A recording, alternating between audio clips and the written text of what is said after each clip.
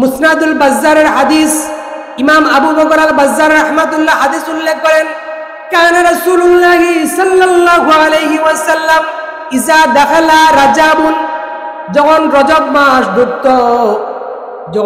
মাস ঢুকতো তখন আল্লাহর হাবিব সাল্লাল্লাহু আলাইহি ওয়াসাল্লাম তিনি একটা বাক্য পড়তেন, সেই বাক্যটা আমরা সবাই পারি, আল্লাহুম্মা বারিক লানা ফি রাজাব ওয়া শাবান ওয়া বাল্লিগনা রমাদান।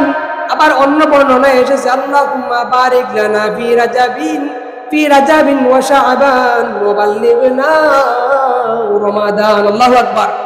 আল্লাহর হাবিব সাল্লাল্লাহু আলাইহি ওয়াসাল্লাম যখন রজব মাস ঢুকে যেত তখন তিনি আল্লাহুম্মা বারিক লানা ফি রাজাবি ওয়া শাবান ওয়া বাল্লিগনা রমাদান এই দোয়াটি পড়তেন। এই দোয়াটি আমাদেরও পড়ার দরকার আছে না নাই?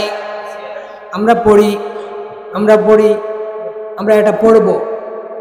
দোয়াটা হচ্ছে আল্লাহুম্মা বারিক লানা ফি রাজাবিন ওয়া শাবান ওয়া বাল্লিগনা রমাদান।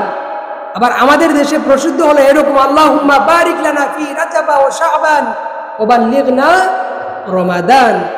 তো এটা রাসূলুল্লাহ পড়তেন, আমরাও যেন পড়ি।